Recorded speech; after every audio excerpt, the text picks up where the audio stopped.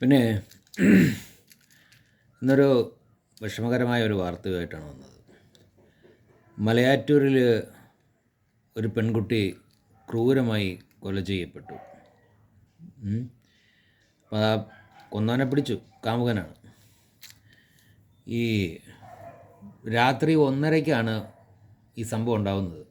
ആ പെൺകുട്ടി ബാംഗ്ലൂരിൽ പഠിക്കുന്നു, നാട്ടിലെ ഉത്സവം പ്രമാണിച്ച് നാട്ടിൽ വരുന്നു. എന്നിട്ട് 1 മണിക്ക്, ഞാനീ പറയുന്നത് മാധ്യമപ്രവർത്തകർ പറഞ്ഞ കാര്യമാണിത്, ഞാൻ കൈ നിന്നിട്ട് പറയുന്നതല്ല കേട്ടോ. ഇനി അത് നീ നേരിട്ട് കണ്ടാന്നൊന്നും ചോദിച്ചുകൊണ്ട് വരരുത്. മാധ്യമങ്ങൾ പറയുന്നതാണല്ലോ ഇപ്പോൾ എല്ലാവരും വിശ്വസിക്കുന്നത്. വിശ്വസിക്കേണ്ടത് മാധ്യമങ്ങൾ പറയുന്നതാണല്ലോ സത്യം. അപ്പോൾ 1:30 മണി ആയപ്പോഴത്തേക്കും വീട്ടുകാരോട് പറഞ്ഞു. ആ പെൺകുട്ടി മരിക്കുന്നത് വീടിന് 1.5 കിലോമീറ്റർ അപ്പുറത്ത് വെച്ചാണ്. അവിടെ നിന്ന് പറയുന്നു, കടയിൽ പോകണമെന്നും പറഞ്ഞുകൊണ്ട്, കൂട്ടുകാരുടെ ഒപ്പം കടയിൽ പോകണമെന്നും പറഞ്ഞുകൊണ്ട് ഒരു പെൺകുട്ടി രാത്രി 1:30 ആയപ്പോഴത്തേക്ക് ഇറങ്ങി പോവുക. ആ പോയ പോക്കിൽ പിന്നെ പെൺകുട്ടിയെ കാണാനില്ല, പെൺകുട്ടി തിരിച്ചു വന്നില്ല, അത് മരണപ്പെട്ടു പോയി. എനിക്കറിയാൻ വയ്യാത്തതുകൊണ്ട് ചോദിക്കുകയാണ്, ഈ പാതിരാത്രി 1 മണിക്കും 1:30 മണിക്കും ഒക്കെ ഈ പെൺമക്കളെയൊക്കെ നിങ്ങൾക്ക് എങ്ങനെ പുറത്തോട്ട് വിടാൻ തോന്നുന്നത്? ഇപ്പോൾ കുറേ പേര് പറയും, ഏതാണ് സ്ത്രീയുടെ അസമയം എന്ന് നീ പറയണം എന്നൊക്കെ പറഞ്ഞുകൊണ്ട് മുണയ്ക്കാൻ കുറേ എണ്ണം വരും. പെൺപിള്ളേരെ സംബന്ധിച്ചെന്ന് പറഞ്ഞു കഴിഞ്ഞാൽ അവർ ഈ പുരുഷന്മാരുടെ പോലെ ആരോഗ്യകരമായ ഒരു ശരീരപ്രകൃതി ഉള്ളവരൊന്നുമല്ല. മനസ്സിലായില്ലേ? എന്തെങ്കിലും വന്നു കഴിഞ്ഞാൽ പിടിച്ച് നിൽക്കാനായിട്ട് ഈ പറയുന്ന അത്രയും സ്റ്റാമിനയിലൊന്നും പെൺപിള്ളേർക്ക് നിൽക്കാനൊന്നും പറ്റില്ല. അതെന്തായിട്ട് പോട്ടെ.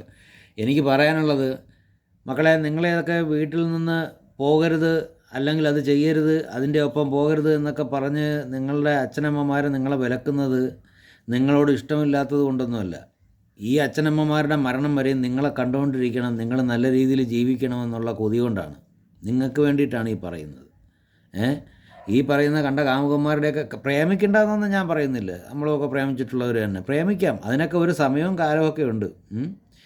ഈ പഴയ കാലത്തെ പ്രേമത്തിൻ്റെ രീതിയൊന്നുമല്ല, ഇപ്പോൾ വളരെ മൃഗീയമായ അവസ്ഥയിലേക്കൊക്കെ പൊയ്ക്കൊണ്ടിരിക്കുകയാണ്. ഇതൊക്കെ എങ്ങനെ എവിടെ ചെന്ന് അവസാനിക്കുന്നതെന്ന് എനിക്കറിയാൻ പാടില്ല. ഇതിപ്പോൾ ഞാൻ പറഞ്ഞതിൻ്റെ പേരിൽ ആരും നന്നാവാനൊന്നും പോകണില്ല, എങ്കിലും എൻ്റെ അഭിപ്രായം പറഞ്ഞതേ ഉള്ളൂ. കേട്ടപ്പോൾ ഭയങ്കര വിഷമമായിപ്പോയി. ഒരു വിഷമമായിപ്പോയെന്ന് പറഞ്ഞു കഴിഞ്ഞാൽ, നമ്മൾ ഈ മക്കളെയൊക്കെ ഈ സമയത്തൊക്കെ പോകണമെന്ന് പറയുമ്പോഴത്തേക്കും പരിക്കകത്ത് കയറി എന്ന് പറയാൻ പറ്റാത്ത മാതാപിതാക്കളെ ഓർത്താണ് എനിക്ക് വിഷമം തോന്നിയത്. നിങ്ങൾ അങ്ങനെ ഈ കുറേയൊക്കെ മക്കളെ കൊച്ചിലെ തന്നെ പഠിപ്പിച്ച് ഇതാക്കി എടുക്കാനുണ്ട്. അത് എവിടെയാണ് ആ പാളിച്ച പറ്റിയതെന്ന് എനിക്കറിയില്ല. വലിയ വിദഗ്ധരുണ്ടെങ്കിൽ അതിൻ്റെ അഭിപ്രായങ്ങൾ പറയുക. എന്നാലും മക്കളെ, നിങ്ങൾ കുറച്ചൊന്ന് ശ്രദ്ധിക്കുക. നിങ്ങളുടെ അച്ഛനമ്മമാർ മരിക്കുന്നത് വരെ നിങ്ങൾ സന്തോഷമായി ജീവിക്കുന്നത് അവരൊന്ന് കണ്ടോട്ടെ.